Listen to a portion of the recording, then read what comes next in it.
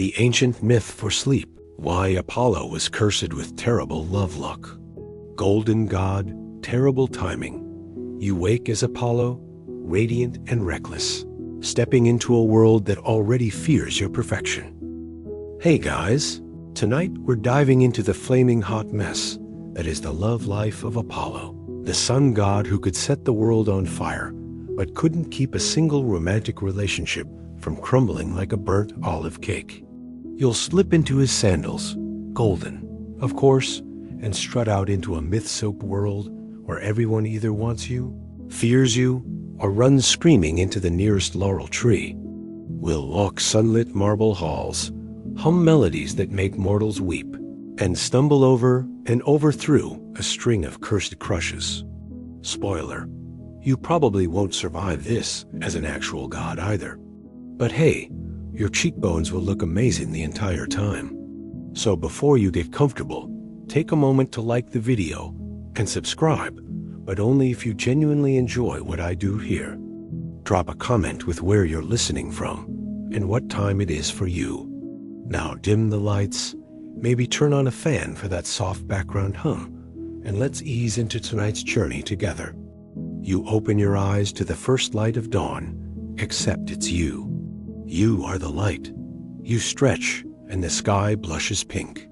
Every feather on your golden cloak settles in place as the world below warms beneath your presence. The birds sing, not just because they're awake, but because they're trying to impress you.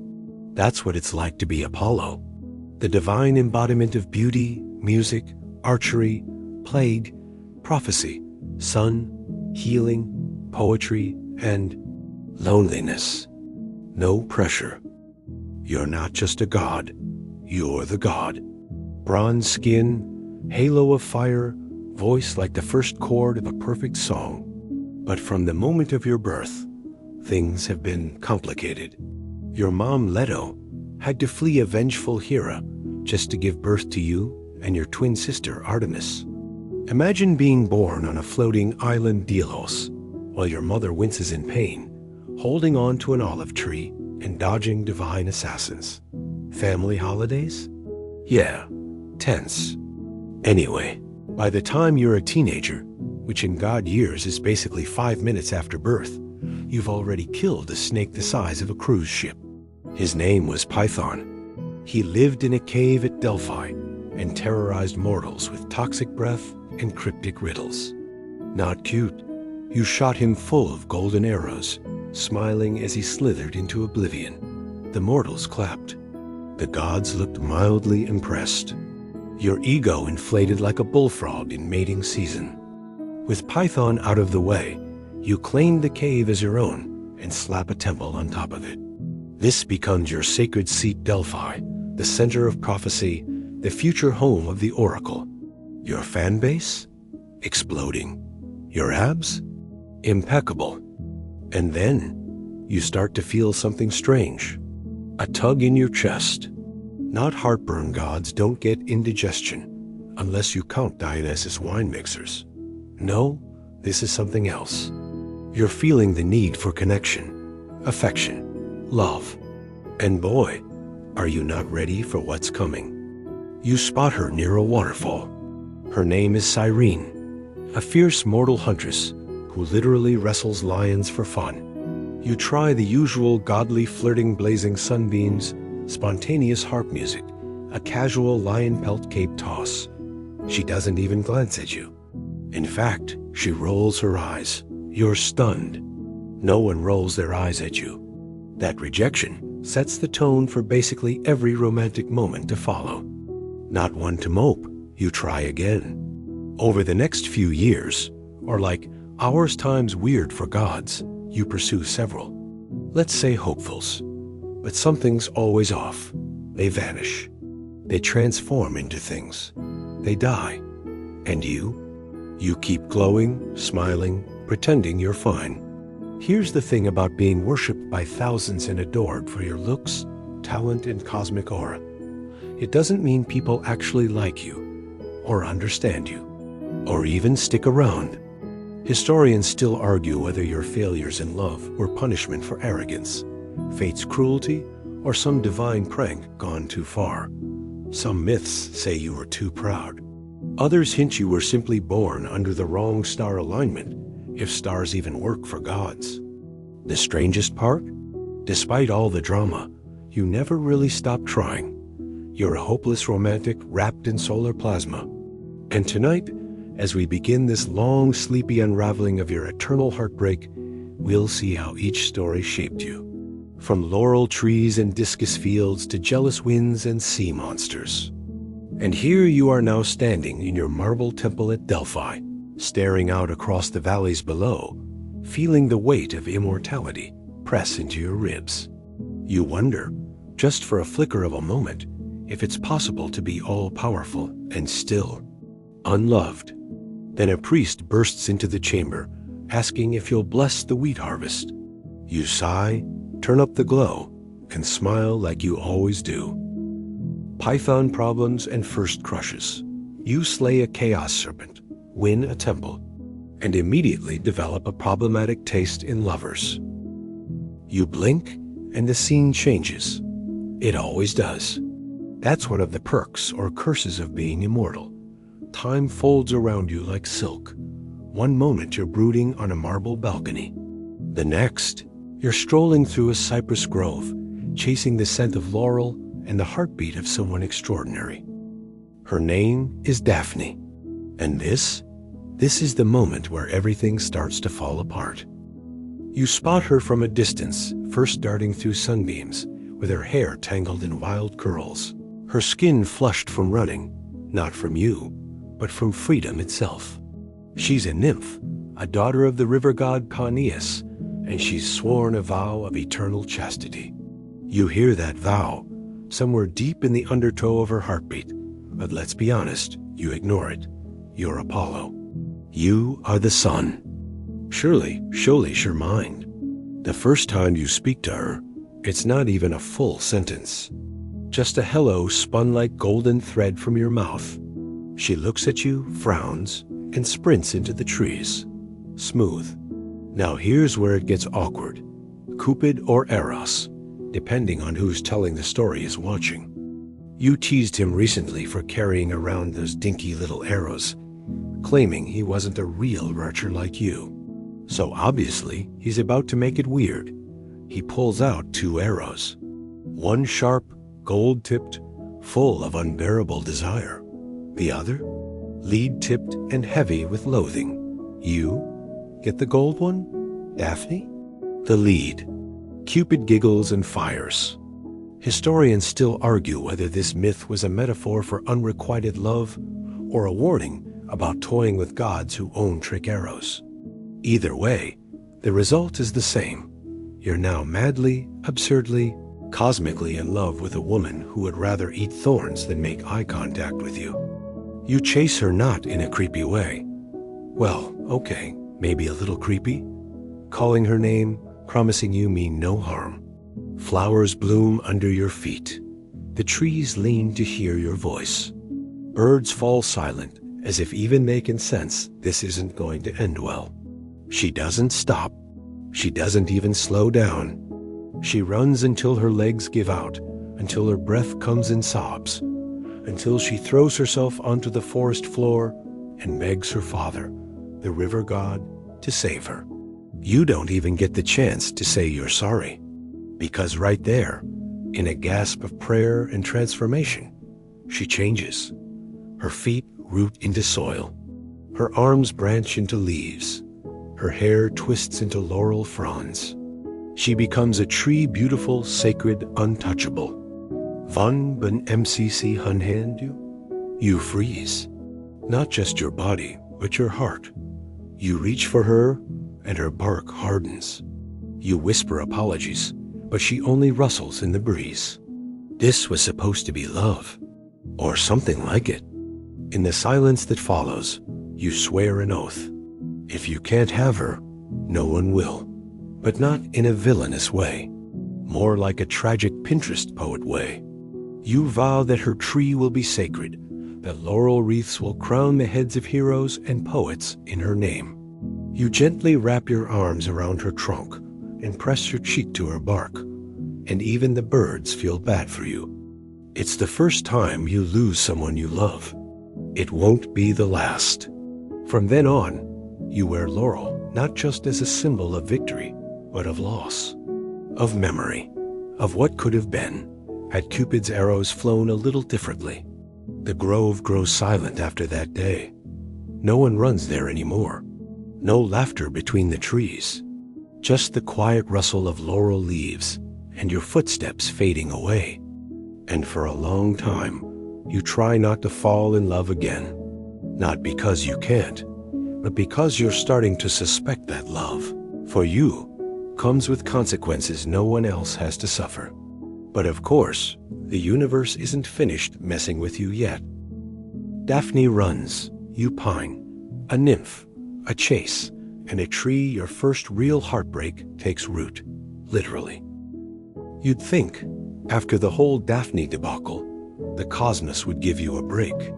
Maybe a quiet century, a spa day, or just a mortal who doesn't sprint into a tree the second you say hello. Nope, because here comes Cassandra. You first notice her during a temple festival in Troy. The music is loud, the air smells like spiced lamb and honey cakes, and everyone's trying to catch her eye. Everyone except her. She stands at the temple's edge, half in shadow, dressed simply, her gaze locked not on you, but on the fire's flickering reflections, like she's reading messages in the flames. Now, let's pause for a second and talk about prophecies. See, humans love the idea of knowing the future. Lottery numbers, relationship drama, seasonal weather trends, you name it. But you, Apollo, you're the god of prophecy. You can see fate like others see footprints in sand. And in Cassandra, you see potential. A mind sharp as obsidian, and a soul already straining against the limits of mortality. So you offer her a gift. Not in the creepy, I demand something in return way. More in the hey, I'm being generous and mildly flirty way. You'll give her the ability to see the future clearly, vividly, devastatingly true. In return, maybe she kisses you. Just once. Spoiler alert, she doesn't. Historians still argue whether Cassandra actually agreed to your offer and then backed out, or whether you misread the vibes completely. Either way, she gets the gift, but not the affection. And since Greek gods aren't known for taking rejection with grace and dignity, you respond the way any emotionally underdeveloped immortal would. You curse her. The gift remains. She will see the future. Every brutal battle, every burning ship, every betrayal that will destroy her city. But no one will believe her, ever. Not her brothers, not her parents, not her people, and definitely not the guy in charge of horse-related military decisions. She tries to warn them, over and over again. Don't bring that wooden horse into the city, she says. The Greeks are inside it, she pleads. But her warnings are dismissed as madness. Even her own family starts keeping her at a distance, like she's contagious. You watch from afar, sinking deeper into regret. This isn't satisfying. It's not vengeance. It's just sad. She's not defiant anymore, not wild and clever like she was in the temple. She's hollowed out by the weight of seeing too much and being heard too little. You try to undo it. You really do. But curses stick differently when they come from gods, especially when they're born from wounded pride. The timeline locks into place. You see the destruction coming like a thundercloud rolling over calm seas, and you're helpless to stop it. Still, there's a moment quiet and blink fast when she looks up at the sky, eyes rimmed red, and whispers your name. Not in prayer, not in anger, but in disappointment. And that hurts more than a spear to the ribs. Now let's talk about historical context. Scholars widely agree that Cassandra might represent the voice of women in patriarchal societies ignored, silenced, dismissed as irrational. Some even argue that her myth was a coded warning about dismissing those who warn us of uncomfortable truths. A classic case of maybe we should have listened to the person screaming about doom. Also, fun fact, in some fringe retellings, Cassandra didn't just see the future, she felt it. Every death, every fire, every scream reverberated in her bones like echoes in a cave. Sleep was impossible. Laughter felt obscene. So really, if she came across as a little unhinged, maybe she earned that right. You, though, are haunted by her. Every time someone questions their own intuition or warns of danger and gets laughed off, she flickers in your memory. Every time you try to love again, that whisper of her voice holds you back. What if this is just another mistake? You stop giving out gifts for a while. No more prophetic abilities, no more divine favors, no more trying to mix flirtation with destiny. You start to wonder if the universe is trolling you specifically. But here's the twist. There's still more heartbreak ahead. You'd think a god would run out of ways to be disappointed, but you, Apollo, are about to meet someone else. Someone who doesn't run. Someone who does love you back. Which, of course, is why it goes so terribly wrong. Arrows of love and not love. Eros gets revenge with a prank that rewrites your romantic future forever. You meet him by accident. No trumpets, no celestial omens. Just sunlight filtering through olive branches and a boy running beside a river. His name is Hyacinthus, and he's actually laughing, like he's never once worried about prophecies, curses, or the delicate politics of immortal heartbreak. You freeze, because this isn't like Daphne or Cassandra. He doesn't flinch in your presence, doesn't worship you, doesn't ask for visions or powers or immortality. He just ... wants to race you. Barefoot, competitive, grinning, the whole thing. And you do it.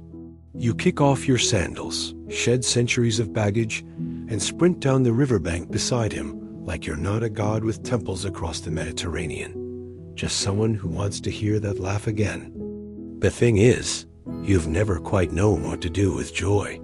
It's loud, messy, fleeting, but Hyacinthus pours it over you like ambrosia. You start spending more time with him long afternoons throwing discus, chasing goats, making jokes about the Olympians behind their backs. He's sharp. He gets your sarcasm. He tells you your hair looks ridiculous in the wind. You consider marrying him on the spot. Now, here's your historical nugget for this stretch of tragedy. Ancient Greek relationships between gods and mortals, especially same-sex ones, weren't just taboo-breaking lore. They reflected cultural norms of mentorship, intimacy, and admiration. Apollo and Hyacinthus were often cited in poetry and art as the ideal of that bond. And you knew there'd be but this kind of affection always walked a tightrope. And here's where it wobbles. There's another admirer. Zephyrus, god of the west wind. He's got a thing for Hyacinthus too. But unlike you, he's not good at sharing. One afternoon, you and Hyacinthus are playing discus in a meadow outside Sparta. He's laughing again, always laughing, and you throw a discus high into the air. It arcs beautifully, shimmering in the sun like a bronze moon. Hyacinthus runs to catch it as it lands. And then the wind changes. Not a breeze, not a gust. A violent, targeted shove of wind that slams the discus sideways, directly into Hyacinthus's temple. He falls. You don't breathe. Don't blink. Don't speak. Just run to where he lies, crumpled like a broken reed. There's blood. Too much blood. You press your hands to the wound, whispering every healing spell you know. You promise him immortality. You offer your own. He smiles at you just once, then exhales. And that's it. Now, some scholars debate whether Zephyrus intended to kill him. Was it jealousy? An accident? A metaphor for the unpredictability of fate? Historians still argue whether the myth was about divine rivalry, or about how even the gods can't control love's collateral damage. You gather Hyacinthus in your arms and cry, not just weep. Cry for the first time since Delphi, since Cassandra, since Daphne vanished into bark and silence. The meadow is still, the wind ashamed. But you don't let this end in erasure. Where his blood spilled, you create a flower. Deep violet petals curl around black centers, shaped almost like the curling script of grief. You name it Hyacinth in his honor, so that every spring, when the flower blooms, someone will remember him. Not as a victim, not as a myth, but as the boy who laughed with you beside a river. Fringe mythologists whisper that Hyacinthus didn't die, at least not completely. Some say you carried his soul to your palace in the sky, turned him into a minor wind deity, or hid him among the stars. That maybe, just maybe, love doesn't always end. It just changes shapes. You stop throwing discus after that. Start painting sunsets instead. Softer hobbies. Less risk of accidental decapitation. But the guilt stays. Hyacinthus lives in every flower you touch, every breeze that brushes your cheek. You learn to smile again eventually, but never for long, because joy still feels dangerous. And just when the pain begins to settle into memory, the universe throws you another curveball. One you should see coming. One everyone warns you about, but you know yourself.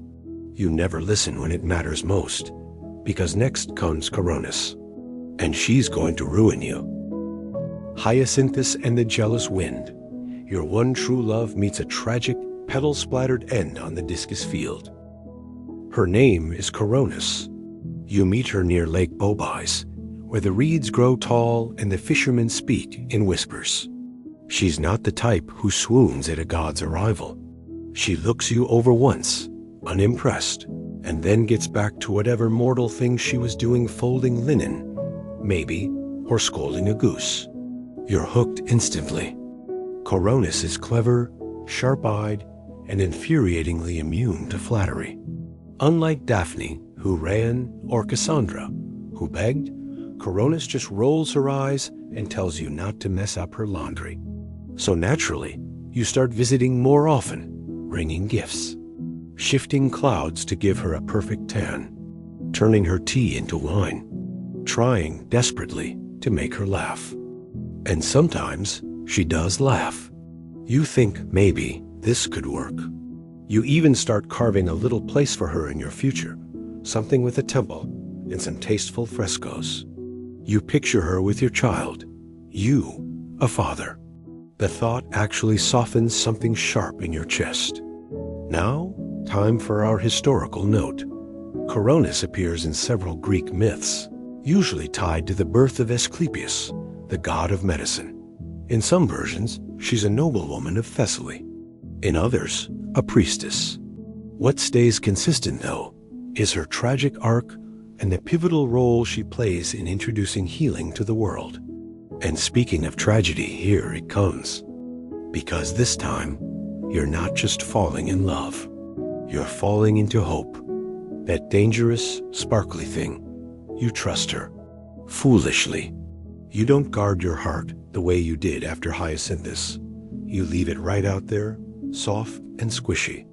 And when you have to leave for a prophecy, a solar flare, some celestial paperwork, you ask your trusty white raven to watch over her. This, in retrospect, is your second mistake. Your raven returns with bad news. Coronis, it reports, is with someone else. A mortal man, handsome, dumb, not even mildly divine. The kind of guy who calls wine grape juice and thinks goats are dangerous. You freeze. Again. The betrayal hits different this time. Not like Cassandra's cold rejection or Daphne's desperate escape. This is worse. This is someone who said yes, then changed her mind. Now, historians still argue whether Coronis actually betrayed you or whether the raven exaggerated. Some even say the bird misunderstood the scene entirely. But your rage is volcanic, instantaneous, and wildly disproportionate. You curse the raven first. Pure deflection. Blame the messenger. Once white, your raven turns jet black, its feathers scorched by divine fury. And yes, that's why ravens are black today. You're welcome, ornithology fans, and you turn to Coronis. You don't confront her. Don't ask for context. You just summon Artemis, because when your Apollo and your ego gets bruised, you outsource revenge. Artemis, efficient as ever, shoots Coronis down mid-embrace with her mortal lover. No speeches, no trial. Just one arrow through the heart. You arrive seconds too late. She's already crumpling, already gone, but then you see it. She's pregnant. And you spiral. You scream at the fates, try to rewind time. But the thread's already cut, so instead, you cut her open. Not out of violence, but desperation. You deliver the child yourself, soaked in divine guilt and amniotic irony. You name him Asclepius. He cries once and looks straight at you, not in awe, in judgment, like he knows everything already. Fringe versions of the myth claim Coronis knew what she was doing, that she chose a mortal to avoid the pain of loving a god, that maybe she saw your temper, your track record, that she didn't trust you to protect her child from the same fate as Hyacinthus. And she was right. You give Asclepius to Chiron, the centaur healer and ethics professor of Mount Pelion. He'll raise the boy wisely, teach him about herbs, sutures, and how to emotionally process divine abandonment. You visit, sometimes, from a distance. You watch Asclepius grow into someone better than you, gentler, smarter, slower to wrath. He heals soldiers, blesses midwives, even learns how to bring the dead back to life. And you? You're proud and terrified, because that kind of power doesn't go unnoticed. But that's later. For now, you bury Coronis beneath a laurel tree, same as Daphne, same as everything.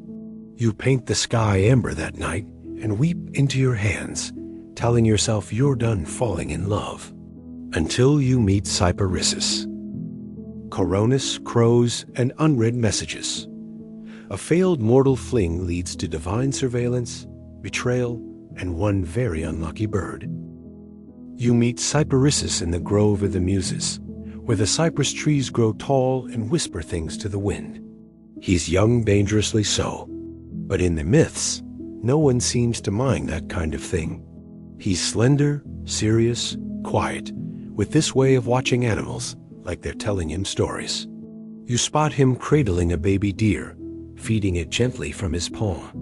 It's a moment so tender it almost embarrasses you. You linger. You don't know why. Maybe because there's no chase, no spells, no drama. Just a boy and a deer and the hush of leaves around them. So you keep visiting. He's not like Hyacinthus, who flirted. Not like Coronis, who challenged. Cyparissus is reverent. He listens. When you tell him about stars, he looks up for hours. When you pluck the strings of your lyre, he closes his eyes like each note deserves its own memory. And because you're a terrible role model, but a generous god, you give him a gift, a stag. Not just any deer, but a gleaming creature of gold-tipped antlers and perfect temperament. A creature made to be loved, and Cyparissus does love it. He sleeps beside it, whispers secrets to it, brushes its coat with carved olive wood combs. Historians still debate whether you meant the gift as a test or a trap, or if, for once, it was just sincere affection. But either way, the story breaks exactly the way you'd expect. Badly. It's midsummer, the air thick with bees and boredom. Cyparissus goes hunting with his friends' mortal boys, with spears too long for their arms and bravery too big for their skin. They laugh, they dare each other, they chase shadows. And then it happens. An arrow flies where it shouldn't. The stag bolts, panicked. The spear hits your stag, crumbles. It dies in Cyparissus's lap, leaving into his linen like ink on a scroll. The grief that follows is biblical. He doesn't eat, doesn't speak. He clings to the body for days, refusing to let go, whispering apologies, bargaining with the wind. You appear, finally. You try to comfort him, tell him it was an accident. Tell him the stag would have lived a short life anyway. It's a lie, it was immortal. You offer new animals, a constellation in his name, a second chance. But Cyparissus doesn't want to live with the memory. He wants to mourn forever. He begs you for one final gift. Let his sorrow last eternally. Let him become grief. You grant it, because you can't say no to him, because it's what he wants, because maybe, somewhere deep in your splintered heart, you get it. So he turns into a cypress tree, tall, narrow, silhouetted against the sky like a single long sob. From then on, cypresses become the symbol of mourning. Greeks plant them by tombs, Romans by roadsides, modern cemeteries by marble. Fun side note, in ancient Etruscan lore, cypresses were believed to guide souls to the underworld dark ferrymen in botanical form. Whether this came before or after your myth, no one's really sure. But the timing feels suspicious. And you? You leave that grove and never return. You start watching mortals from a distance again, aloof, distant, celestially untouchable. But your music changes. Less sun, more dusk. Less celebration, more longing. You don't fall in love again. Well, not for a while. But grief, as usual, doesn't mean much to fate. Because soon, there's another boy. This time, with a horse and a spear, and the kind of smile that makes you forget how every other love story has ended. His name? Admetus. And no, this one doesn't end well either. Asclepius, the son who outshines you, your dead lover's baby, becomes medicine's poster child and a source of cosmic guilt. You spot Admetus across a field soaked in moonlight, hurling a spear at a hay-stuffed dummy like it owes him money. He's the kind of mortal who seems too vivid to last, long arms bronzed from the sun, curls damp with sweat, and a laugh that somehow lands in your chest. He's a prince, because of course he is. Thessaly born, with horses that dance and friends who can't quite keep up. He isn't extraordinary in the obvious ways. He doesn't invent liars or kill monsters. But there's a steadiness in him, a way he treats even the stable hands like they matter, that makes you pause. You disguise yourself, of course. That's the thing with gods. We're always showing up in bad sandals and mysterious cloaks, hoping to be underestimated. You arrive at his palace pretending to be a shepherd, just another drifter needing work. And he hires you. That's your first mistake. You don't fall for him quickly. You let it simmer, day by day. Morning chats by the barn, evenings spent watching the sunset over the olive groves. He tells you about his dreams winning races, ruling justly, falling in love with a girl who isn't afraid of swordplay or philosophy. You laugh at that. Good luck, you say. Those don't usually go together. Then I'll marry two people. He grins, and your divine heart stumbles just for a moment. You spend a year there, one full mortal year, which in divine time feels like a long sigh. In that time, the sheep flourish, the grass grows unnaturally lush, and without ever lifting a finger, you cause his entire stables to win 3 back-to-back chariot races. He doesn't suspect a thing, or maybe he does. Historians still argue whether Admetus knew who you really were. Some versions say he honored you in secret. Others suggest he just thought you were a really competent employee with a suspiciously radiant tan. But eventually, the disguise has to drop. Word gets around Olympus that you're spending a lot of time in mortal Thessaly, and your siblings start asking awkward questions. Artemis, ever the overachiever, tries to spy on you by hiding inside a stag. It doesn't work. You blast the deer into mist and send her a basket of lemons. So you come clean. One morning in the sheepfold, you tell Admetus who you are. He laughs like it's a joke. You manifest a small sun in your palm. He stops laughing, and here's where the story gets weird. He doesn't recoil, doesn't kneel, doesn't freak out or faint like most mortals when a god reveals their status. He just smiles, a little sadly. "I wondered," he says. "No one sings lullabies like you do." He doesn't ask for powers, or immortality, or a golden chariot. He just asks if you'll stay. You don't, because you're Apollo. Because you've done this dance before, and it never ends well. Because you've seen what happens when gods get too close, things die. People grieve forever. Trees cry silently beside graves. But before you leave, you give him a favor. You talk to the fates. Pull some celestial strings. When it's time for Admetus to die, because he is mortal, after all, you negotiate a loophole. Someone can die in his place. If another person willingly trades their life for his, he gets to live. And in that moment, you think it's a generous gift. You think, surely someone will step forward, a sibling, a loyal friend, even his aging father. He's beloved. Surely someone will make that trade. Spoiler, no one does.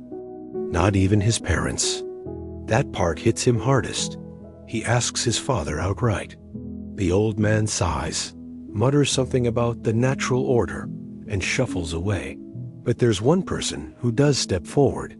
Alcestis, his wife, newly married, still wearing the gold-threaded veil from their ceremony. She offers her life without hesitation. No drama, no tears. She just tells the gods should do it. The underworld accepts. And Admetus is devastated. This isn't how you thought it would go. You believed in love, yes, but in a calculated, poetic tragedy kind of way. Not in the quiet terror of watching someone walk into Hades on your behalf. He begs the gods. He weeps. He pulls at the edge of your robe like a child. And finally, you agree to intervene. Sort of. You send Heracles. Because if anyone can punch his way into the underworld and bring back a soul, it's Heracles. He's halfway through his 12 labors, covered in lion guts and half a wine jug deep when you ask. But he shrugs and says, "Sure. What's one more impossible task?" So he goes, wrestles Thanatos himself, wins, and brings Alcestis back. Admetus cries again. This time, you don't leave so quickly. You stay on the hill above their palace, invisible but humming, just watching them hold each other like the whole world could disappear. It's not your tragedy for once, but that only lasts so long. Because the next time you fall in love, the consequences echo for centuries. They involve oracles, plagues, and a prince whose death will shake the very bones of Troy. You know his name already. It's Cassandra. The cursed singer you couldn't keep. You fall for a mortal boy who sings like starlight, until fate demands a different ending. You find Cassandra in a temple courtyard, barefoot, pacing, muttering to herself like a poet who's misplaced the punchline of the universe. She's young, too young, maybe, but her eyes are galaxies, not the bright, twinkly kind either, the old kind. Galaxies that have seen things and don't particularly feel like explaining them again. Her father is Priam, king of Troy, and you, god of the sun and music and all things golden, have just made the worst romantic decision of your immortal life. Because Cassandra is beautiful, yes, but more than that, she's curious. She asks questions no one else asks. Why does the sun burn? Can birds speak to the dead? What do the gods fear? And when you answer, she listens. Not with awe, with attention. So naturally, you fall in love. You offer her a gift because that's your thing. Gods don't do flowers or love notes. We hand out powers like party favors. And what do you give her? The gift of prophecy, sight, the ability to see the truth before it happens. Future laid bare. No mystery, no guesswork. Just unfiltered fate, draped in smoke and dread. She accepts. Of course she does. But here's where things go downhill faster than a chariot without reins. She won't return your love. That's her sin. That's your curse. Some say she leads you on. Others say she's polite but firm. A few cynical poets insist she mocks you. Whatever version is true, the result is the same you snap. Not with thunder or vengeance, but with something colder. Petty. Immortal grade spite. You can't take the gift back. Divine law, but you can tweak it. So you twist the prophecy. She'll still see the future clearly, painfully, but no one will believe her. Not her parents. Not her priests. Not her people. She'll scream warnings and be laughed at. Beg kings and be dismissed. Her truth becomes a curse.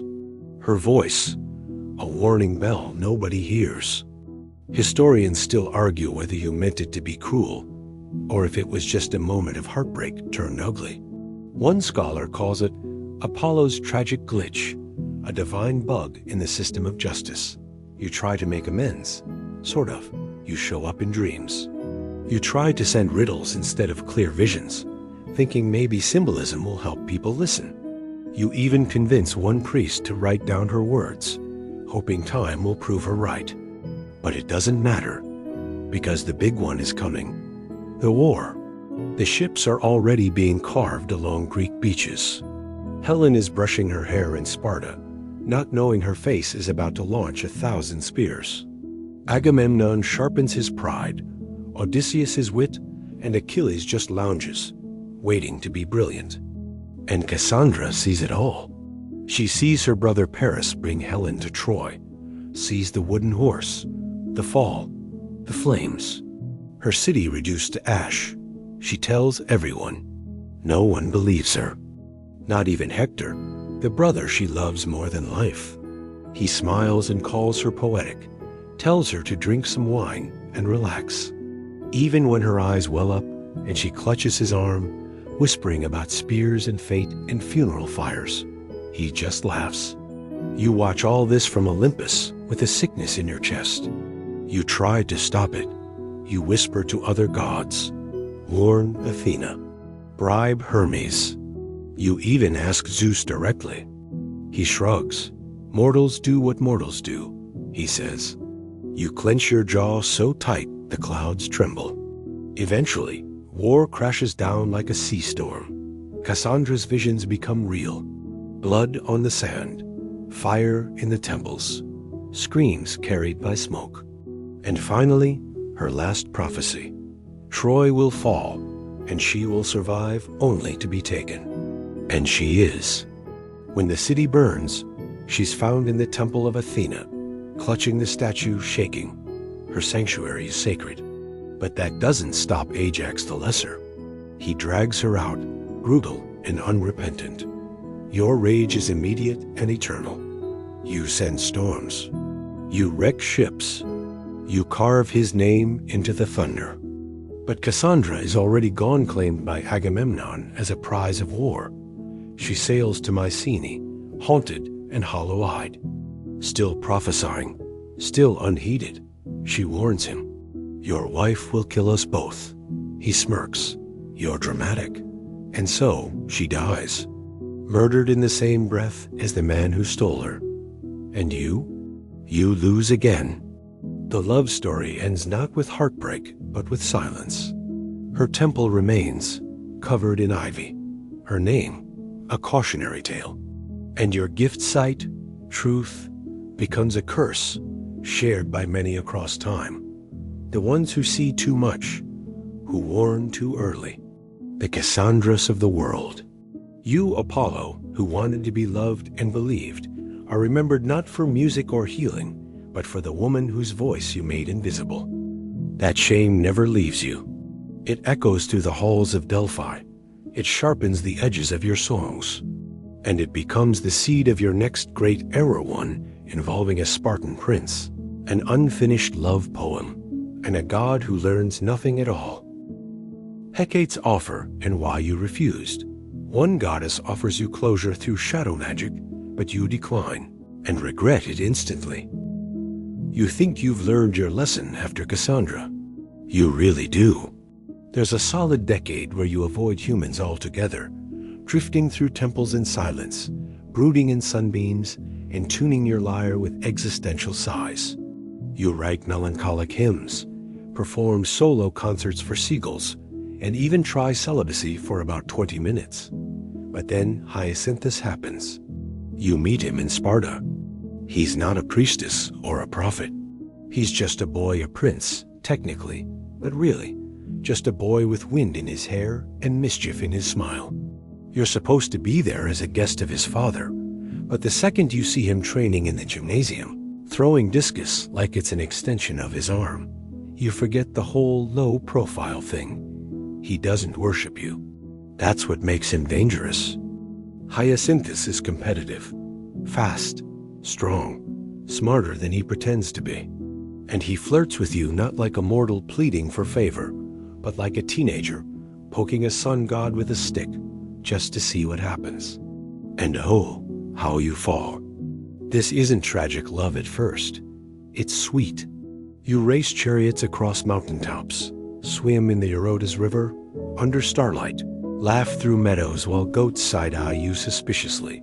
You teach him poetry. He teaches you how to cheat at wrestling. You stop writing sad songs. Even the other gods start to notice. Looks like golden boys found his muse, Hermes jokes one night. Zephyrus, the west wind, notices too, which is unfortunate, because Zephyrus also loves Hyacinthus. He's quieter about it, more brooding, more mist that clings to grass than sunshine. But he sees the way Hyacinthus looks at you, eyes wide, cheeks flushed, light bouncing off his sweat, and Zephyrus feels the jealousy rise like storm heat. Historians still argue whether what happens next is an accident or divine sabotage. It starts like any other day.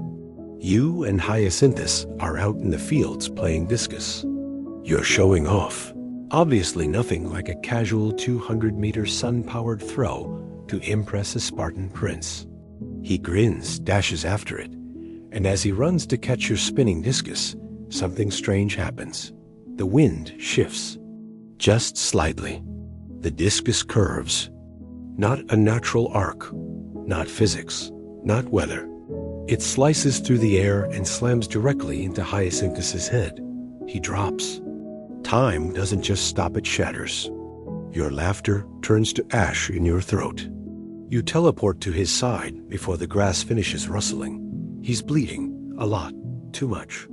Mortals aren't built for this kind of trauma.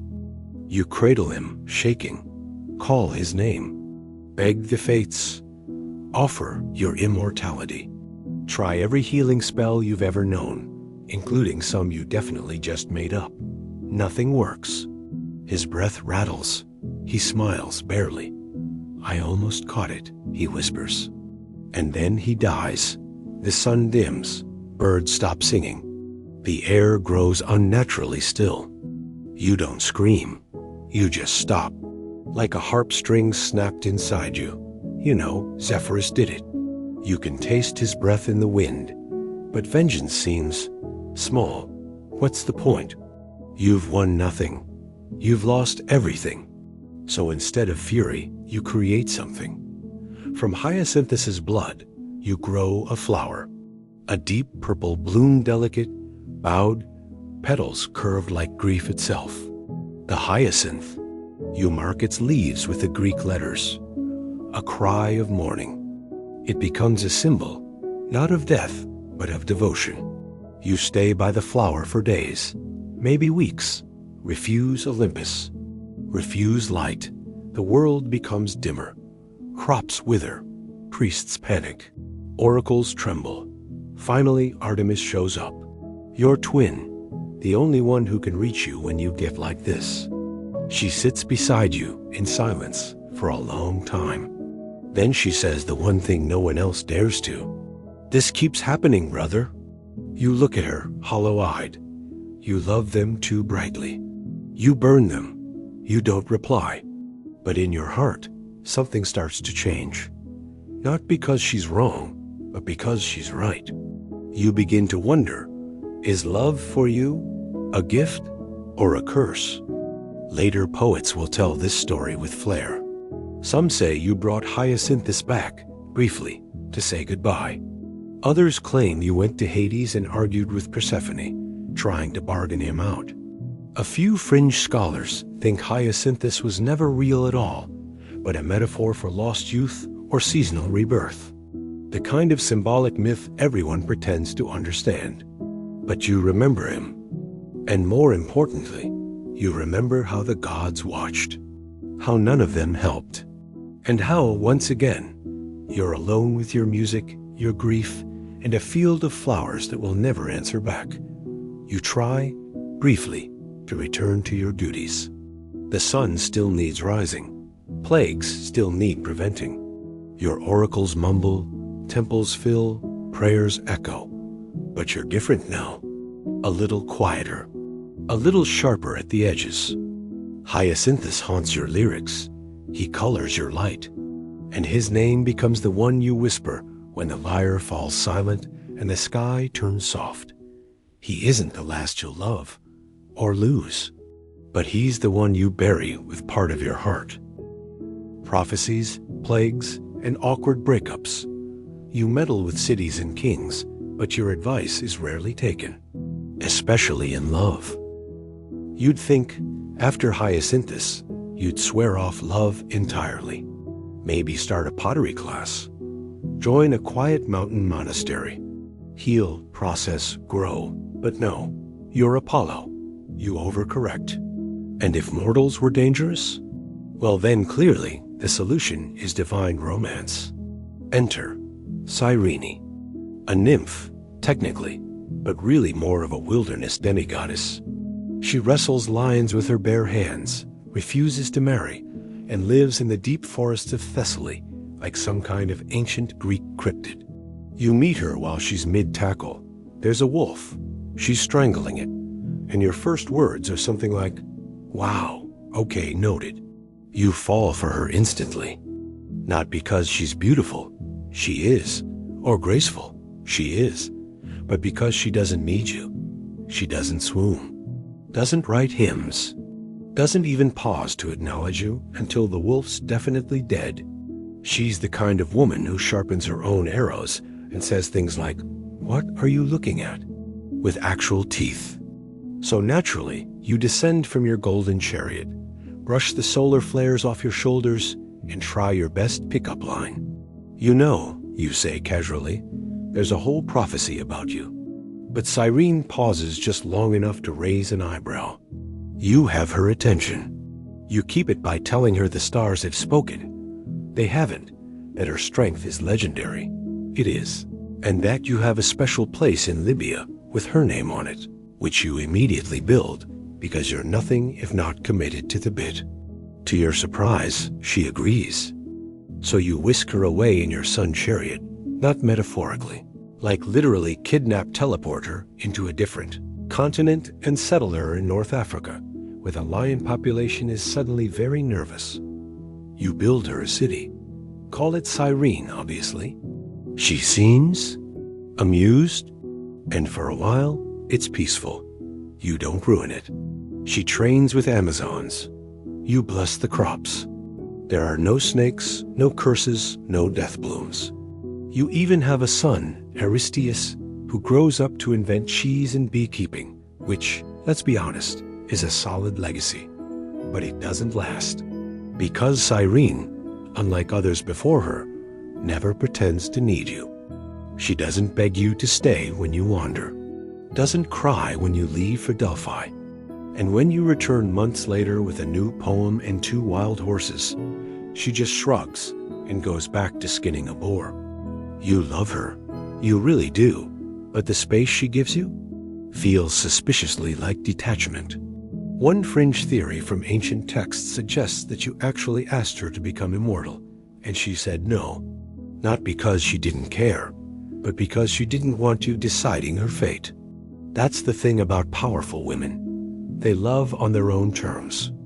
Historians still argue whether Cyrene truly loved you back, or if she just tolerated your celestial glow, the way one tolerates a slightly over-enthusiastic campfire. Either way, it ends. not dramatically.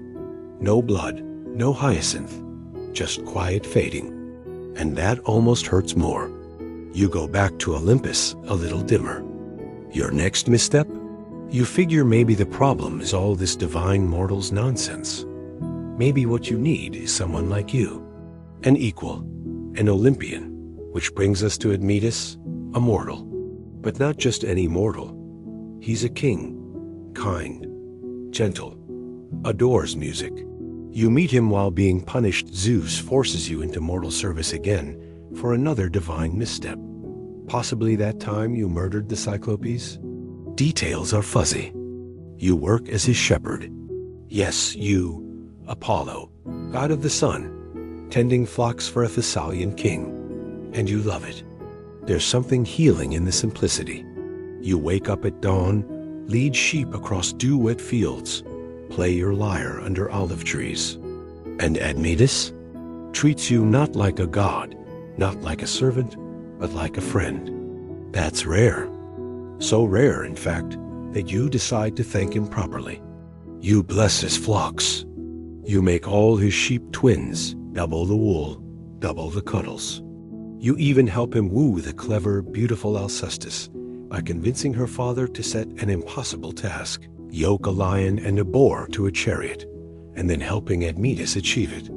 Classic winged god behavior. They marry. You attend the wedding, cry a little, play a solo, eat too much honey cake.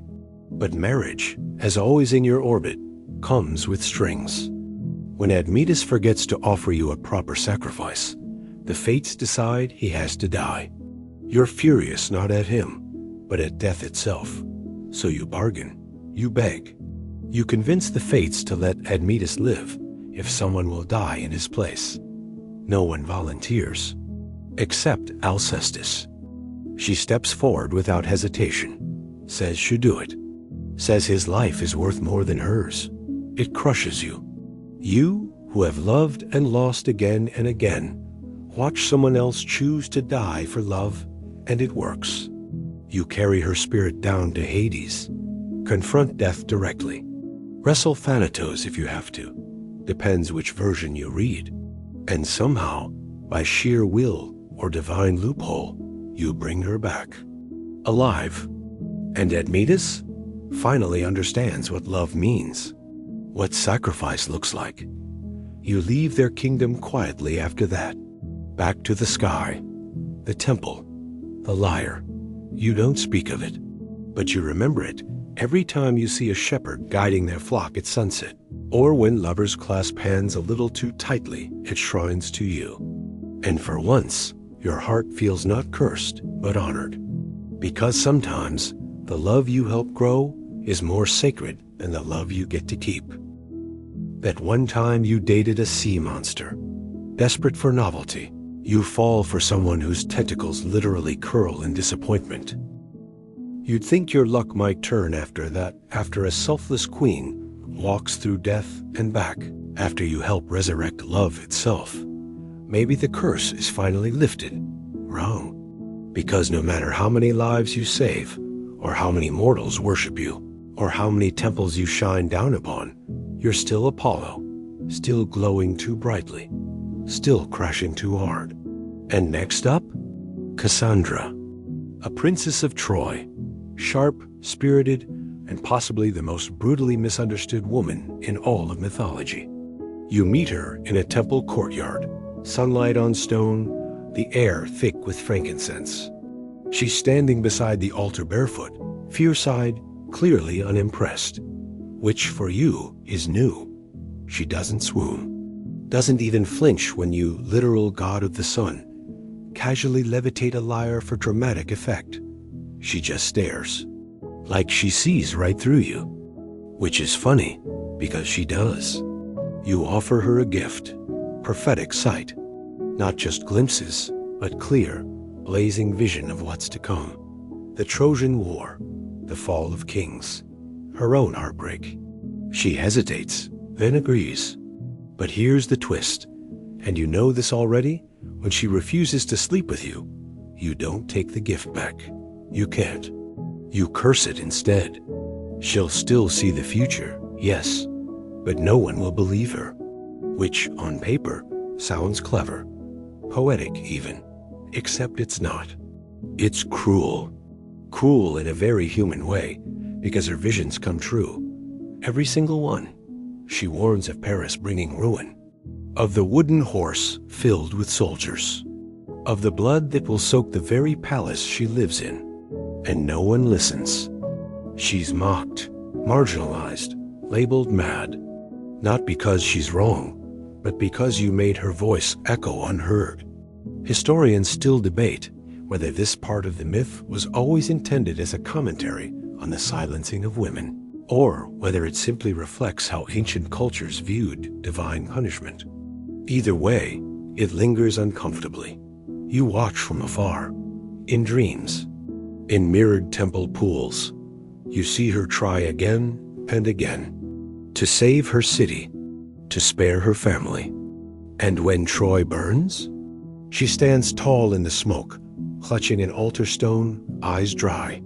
A fringe theory suggests you tried to lift the curse before the war began, but couldn't, because even gods can't rewrite certain pacts, especially ones fueled by pride. But you never stop watching her. She survives the war, barely. Taken as a concubine by Agamemnon, brought back to Mycenae like a prize no one understands. And she knows she's walking into death. You see her pause at the palace gates. One last vision blooming behind her eyes. Blood in the bath. Knives in the dark. A king's hubris. A queen's revenge. Still, she enters. Not because she's given up, but because she refuses to run. And you rage in silence. Because this is your doing. Your curse. Your consequence. And you can't undo it. The city you once loved, Troy, crumbles. The woman you once gifted, Cassandra, is murdered. And no one even remembers her warnings until long after her body is cold. You sit in your Delphic temple, surrounded by priestesses and laurels, and realize something that never quite left you. Love in your hands becomes prophecy. Not joy, not peace, just inevitability. You stare at the golden leaves of the oracle's laurel crown and think about how you once turned into that tree. How every time you reach out, you're left holding bark or shadow or memory. So naturally, when you fall for someone next, you don't do it the traditional way. You try rebirth instead. And that brings us to Coronis, a Thessalian princess, radiant, clever, and for a brief moment yours. She loves you back, or seems to, long enough for you to believe in it again, long enough to make promises, share dreams, speak of children and legacy, and then she sleeps with someone else, a mortal, an ordinary man with ordinary breath and calloused hands. No laurel crowns, no chariots, just a man. And you snap. Your white-hot jealousy burns through the clouds. You send a raven to spy on her, once pure white. Its feathers turn black with the weight of the truth it carries. You don't just confront her. You command Artemis to end her. Your twin, deadly accurate as ever, strikes Coronis down with an arrow before you even get there. And then you arrive. Too late. She's already dying, bleeding on the stone, whispering something about forgiveness. And you finally tragically realize she's pregnant. With your son, you drop to your knees, cry out in horror. Try to rewind the son, anything, but it's too late for her. So you do the only thing left. You save the child. You cut him from her body yourself, cradle him in shaking hands, and name him Asclepius. He will grow to become the god of healing, the one who can fix what others break, including you. It's the ultimate irony that in the ashes of your failed love, you give birth to the one being who might one day undo the damage gods leave behind. A mainstream fact? In ancient Greece, Asclepius cults became so powerful that people traveled across seas. just to sleep in his temples and dream of cures. The Hippocratic Oath itself invokes his name. But none of that soothes you now. You bury Coronis, set the raven in the sky as a constellation, and swear, quietly, never to love again. You don't keep that promise, because you're Apollo. And even the sun, for all its brilliance, casts a long, lonely shadow. Artemis says, "Told you so." Your twin sister checks in, and her tough love is sharper than any arrow. By now, you're probably wondering, why does Apollo keep trying? Surely after Daphne, Cassandra, and Coronis, you'd get the message, right? But no, you're still glowing, still stubborn, still convinced the next time will be different. Enter Hyacinthus, a Spartan prince, young, strong, beautiful in a way that makes sculptors weep and painters fumble their palettes. The kind of beauty that doesn't just turn heads, it turns fates. And for a moment, it does seem different. Because this time, he loves you back. No deals, no curses, no tragic hesitation. Just two beings, one god, one mortal caught in that golden, sun-drenched pause between spring and summer. You teach him archery. You race across riverbanks. You carve your names into tree bark. He even learns the lyre, just to make you smile. You are, in the most human way possible, happy. And that should have been the end of the story. A rare moment of mythological peace. But of course, that's not how these things go. Because someone's watching, and not just anyone. Zephyrus the West Wind, who, depending on which version you prefer, is either jealous, scorned, or both. A rival god, barely restrained, swirling with bitterness. Fringe scholars argue over whether Zephyrus once loved Hyacinthus too, or if he simply couldn't stand seeing the sun shine on someone else. Either way, the end is the same. It happens during a game of discus. You throw first strong, flawless, a perfect arc across the sky. Hyacinthus runs to catch it, laughing, and Zephyrus blows. Just a single sharp gust. Just enough to tilt the discus mid-air, and the disc strikes Hyacinthus in the head. A sickening thud, a spray of red, and he falls. You reach him in an instant, already knowing. Your hands press into the wound, golden tears hitting the grass, but it's no use. You call on every healing spell, every song, even try to barter with Hades. But the soul slips from your grasp like morning fog. Hyacinthus dies in your arms. Historians still argue whether the myth was originally written as a warning against divine jealousy or as an origin story for grief. Either way, what you do next echoes through centuries. You refuse to let the memory fade. From Hyacinthus' blood, you conjure a flower, a deep purple bloom that curls like sorrow and opens like loss. The hyacinth. You mark its petals with the letters A, I, a Greek cry of mourning. Some versions say you inscribe them with your own hand. Others say the flower weeps on its own. Either way, it grows. And every spring, when those blossoms appear, people remember. Maybe not your names, not the details, but the feeling. The ache of love that shone too brightly, too briefly. You mourn in silence, in temples and groves, in poems and songs. You avoid Sparta for decades. You stop throwing the discus. For a while, you even retreat from prophecy. Because what's the point in seeing the future if the past keeps breaking you? And yet, you're still a god. The world still needs you. The sun still rises. So you move on, eventually. But never the same. Because Hyacinthus wasn't a punishment. He wasn't a warning. He was proof that you could love and be loved. That you could laugh, lose, and grieve like the mortals you shine down upon. And that changes everything. For the first time, people start to see you differently. Not just as the aloof archer, not just as the golden perfectionist, but as something deeper. A deity who's felt things, who's cracked under love and loss and tried to grow from it. Mainstream fact.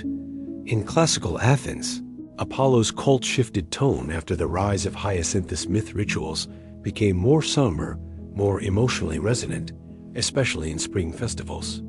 You even allow certain temples to pair your rites with mourning songs, because you understand now. Grief doesn't diminish glory. It defines it, and yet time keeps ticking. Seasons turn, and once again, you find yourself drawn to someone new. But this time it's not a mortal, not a woman, not a man, but a youth named Cyparissus. Quiet, shy, a lover of animals and shade and the cool hush of morning. You gift him a stag. Not just any deer.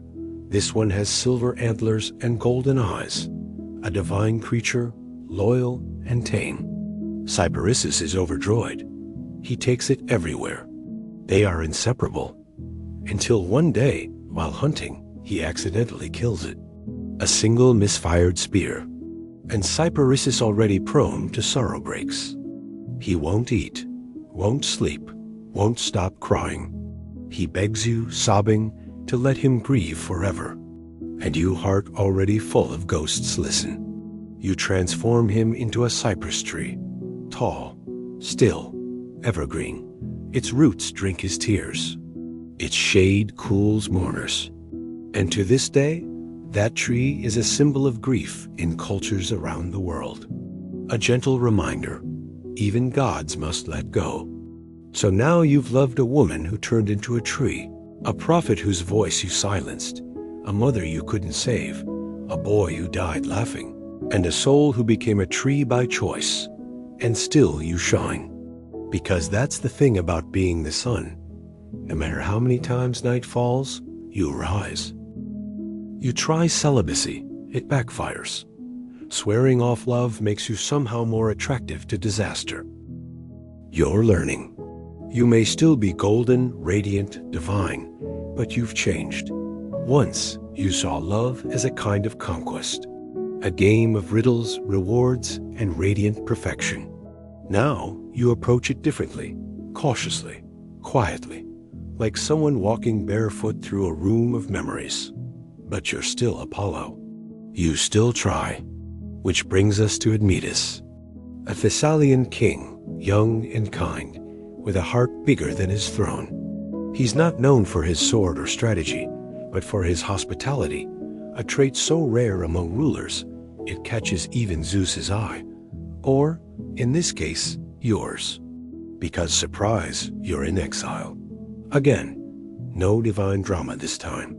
Just that little thing where you murdered the Cyclopes who forged Zeus's thunderbolt. Whoops. It was a very justified whoops, of course. They'd made the weapon that killed your son Asclepius, so fair is fair? Maybe? Historians still debate whether your punishment was political theater or actual divine justice. Either way, you're banished to earth for a year of servitude. And Admetus' suite, Ernest Admetus, gives you shelter. He doesn't know who you are at first. Just a tired traveler with golden eyes and suspiciously symmetrical cheekbones. You don't correct him. You stay. You help in the stables. You sing to the oxen and bless the fields. The cows give creamier milk. The vines yield sweeter wine. You become friends. Real friends. And for the first time in a long while, you're content. Then one night, over cups of honeyed wine, Admetus sighs. He tells you he's in love with Alcestis. Clever, radiant, with a laugh like falling apples. But her father, King Peleus, has set an impossible challenge. Whoever wishes to marry Alcestis must yoke a lion and a boar to a chariot. Ridiculous. Cruel. You nod, sip your wine, then quietly say, "We can do that." And you do. Because you're Apollo, and Apollo delivers. You enchant the beasts, yoke them with moonlight, and send Admetus thundering through Peleus' court like a bedtime fever dream. He wins Alcestis' hand. The kingdom rejoices. You don't stay for the wedding. It's not your story. Still, you keep watching. Quietly, fondly, especially when tragedy strikes again. Because Admetus sweet, mortal Admetus offends Artemis. He forgets to honor her at the wedding. One god slighted equals one curse earned. He's doomed to die young. Unless someone will die in his place. Admetus asks his parents. They say no. He asks his people. Silence. And then Alcestis steps forward. "I'll do it," she says. "I'll die for him." She doesn't cry, doesn't plead, just walks to her death like she's stepping out for air. And Admetus is shattered. Now here's the thing. You're not allowed to intervene. That's the rule. You already cheated once to save someone you loved. It didn't end well. But this is different. So you ask for help. You go to Heracles, the only hero strong enough, stubborn enough, chaotic enough to break into the underworld and wrestle death himself. Which is exactly what he does. He shows up sweaty, drunk, and loud, punches Thanatos in the jaw, hauls Alcestis back into the light like a bag of onions. She coughs, blinks, lives. Admetus weeps. You smile. Because for once, love didn't end in ruin. It ended in rescue. Mainstream historical fact. The myth of Alcestis was one of the earliest Greek tragedies ever staged, with versions dating back to Euripides. Scholars still argue whether the original ending included Heracles' intervention, or if it was added later to soften the moral blow. But to you, it's real. You saw what love could be, not obsessive, not tragic, but mutual, selfless, redeemable. You don't linger long after, just long enough to whisper a breeze into Admetus' window. A low lullaby through the vines. Then you're gone. You drift again, back into prophecy, poetry, and politics. You help found cities. You inspire philosophers. You charm kings and terrify tyrants. But something's changed in you. You no longer demand love. You honor it, mourn it, protect it when you can. And still, despite it all, you remain alone. Maybe not forever. Maybe someday, another name will join the strange constellation of your past. Daphne, Cassandra, Coronis, Hyacinthus, Cyparissus, Alcestis. But for now, you're the sun. And your job is not to love. It's to shine. A final crush. Who forgets you? The last straw. A dreamlike romance with someone who forgets your name each sunrise. You're quieter now, not dull, never that. The sun can't afford to go dim. But your fire simmers lower, steadier. The kind of warmth that makes flowers bloom without burning them to ash. You've learned a few things after all these centuries. Like how even a god can be lonely. Or how not every love is meant to be forever. Some are just meant to be. Brief as lightning. Strange as dreams. Beautiful as a comet that never circles back. Still, despite the heartbreaks, the betrayals, the curses, you haven't given up.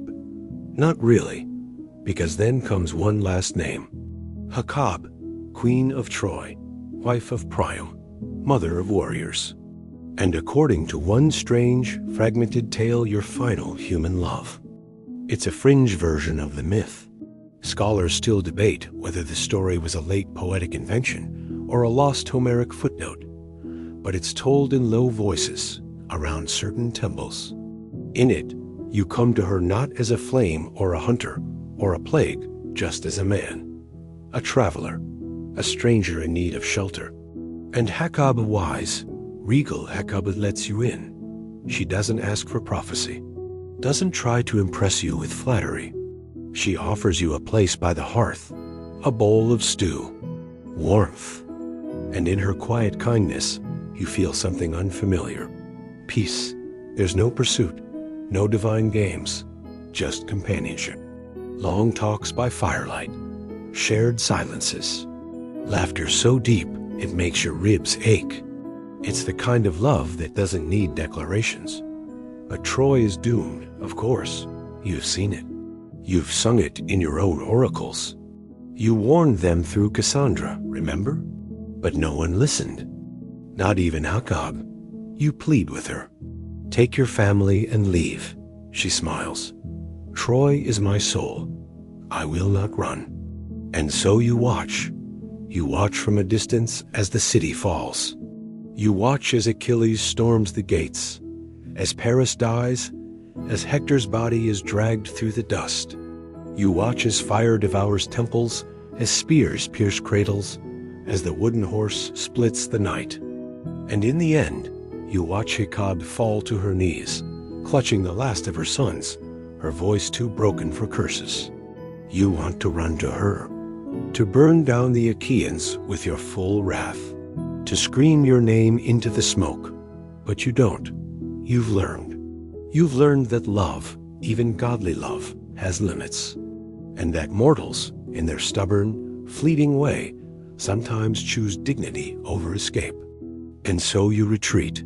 You leave Earth for a while, drift far beyond Delphi, past the islands and the mountains and the dreams of men. You spend a few centuries in silence, composing music no one hears, writing poems in starlight. Sometimes you hum an old melody, the one you played for Hyacinthus. Sometimes you trace constellations that remind you of Daphne's hair. And sometimes, just before sunrise, you wonder if the sun itself is your punishment, because you rise every day. You shine over lovers who never knew your name. You illuminate weddings and funerals and anniversaries, and no one ever sees you. Just the light you leave behind. Mainstream historical fact. In some post-Homeric texts, Hakabe is turned into a dog by the gods after Troy falls, symbolizing despair, so deep it strips even queens of their humanity. The myth remains one of the bleakest endings in Greek lore. But not your version. In your version, she remains human, regal, remembered, because she saw you not as Apollo the god, the archer, the golden flame, but as someone worth sitting beside in the quiet. And that's rarer than love. That's grace. The centuries keep turning. Your temples crumble. Your statues wear down to nose-less ruin. Poets get your stories wrong. Painters make you blonde when you are never blonde. Musicians forget your scales. But you remain, not just as myth, as presence, as sunrise, as that quiet ache in every heart that ever loved something it couldn't keep. You become something larger than romance, fiercer than heartbreak. You become a lesson, a warning, a lullaby. And still, every morning, you rise. Immortal and alone, but still glowing. You finally accept the curse and begin to redefine what love means for a sun god. The sky is still dark, but there's a thin line of gold on the horizon now. You stretch your arms, and somewhere over a quiet island, the first bird sings. You're Apollo, god of light, of music, of healing, of prophecy, of terrible, relentless, legendary love luck. And tonight, you're exhausted, but you smile, because even gods can grow. Even the sun learns to soften its edges. You descend one last time into the folds of mortal history, perhaps not in full divine blaze, but like a hush over the land, like warm breath on cold skin. There are new stories now. You've stepped back mostly. Let mortals mythologize themselves for once. Still, you linger in echoes an old statue in a forgotten museum, a boy playing lyre in a modern orchestra, a ray of light slipping through stained glass. But one story remains, whispered among your temples, written in the cracks between myths. It's the tale of a god who never quite got love right, but never gave up trying. You walk through Delphi in dreams. The temple's roof long since fallen, but the stones remember you. Pythia's seat is empty now, yet if someone stands there at dawn, they feel it a hum, a weight, a presence older than memory. You sit at the edge of the ruins, legs dangling into time. Wind teases the hem of your tunic. Birds chatter. And just for a moment, it's quiet, not lonely, just quiet. You remember all their names, every lover, every heartbreak, every misstep and offering and moonlit vow. And still, there's no bitterness. Not anymore. Because it was never about winning love. Not really. It was about showing up again and again. Rising no matter how scorched the past. Shining even when no one looks up to see. And perhaps that's the most human thing about you. You keep loving anyway. Even when it ends in laurel trees, or lost daughters, or drowned boys. Even when it ends in temples emptied of song, you keep loving. And in that, you've become something gods rarely are, relatable. They call you arrogant. Sure, you are. They call you dramatic. Obviously. They say you've made terrible choices. They're right. But they also say your music heals wounds, that your light makes flowers bloom, that in your gaze, even grief finds beauty. Historians still argue whether Apollo's myth was meant to caution or inspire, whether your curse was self-inflicted or bestowed, whether you represent masculinity unchecked or divinity misunderstood. But none of them can deny this. You never turned away from love. And in a world like this one, that counts for something. So now, you sit beside us in the dark, not as the god with the golden bow, but as a warm presence, familiar and flawed. A reminder that even the brightest among us can get love wrong and still be worthy of rising. Tomorrow, the myths will continue. People will retell your romances, mock your failures, sculpt your perfect face. They'll say you chased too fast, loved too hard, never learned. But tonight, we know better. You didn't love badly. You just loved like a sunbeam, fast, fierce, impossible to hold. And that's okay, because the world needs its Apollos too. The ones who try, the ones who fall and rise anyway, the ones who burn and still believe in something better. You yawn. You, god of prophecy and light, blink slowly and lean back against the sky. It's almost dawn, and your story, at least for tonight, is finally told. The stars are fading now. Above the hills of Delphi, a soft amber mist begins to bloom, curling around stones and olive trees like a silk shawl pulled over weary shoulders. There's no hurry anymore, no chase, no prophecy pressing on your tongue. Just a hush, a warmth, a gentle sense that maybe, just maybe, this is enough. The grass under your feet is cool with dew. Somewhere nearby, a cicada buzzes once, then goes quiet. An owl lets out a final sigh before tucking itself into a cypress hollow. And in the stillness, your heartbeat slows. Even if you're a god, it slows. You remember all the things you couldn't hold, and you forgive yourself for them. Not every arrow needs to find a target. Not every love story needs a happy ending to be worth telling. So now, with the quiet confidence of one who's seen it all, you wrap yourself in your own golden warmth. You close your eyes, not in retreat, but in rest. The long kind, the soft kind, the kind where grief and hope blur into dreams, the kind that drifts. So if you're lying in bed now, listening, know that you are safe, that your story matters, that your mistakes don't make you less divine. Let the past unravel. Let tomorrow wait. Breathe in once, slowly, hold, and let go. You are not alone. You never were. Sleep now, sunbeam. The myths can wait till morning.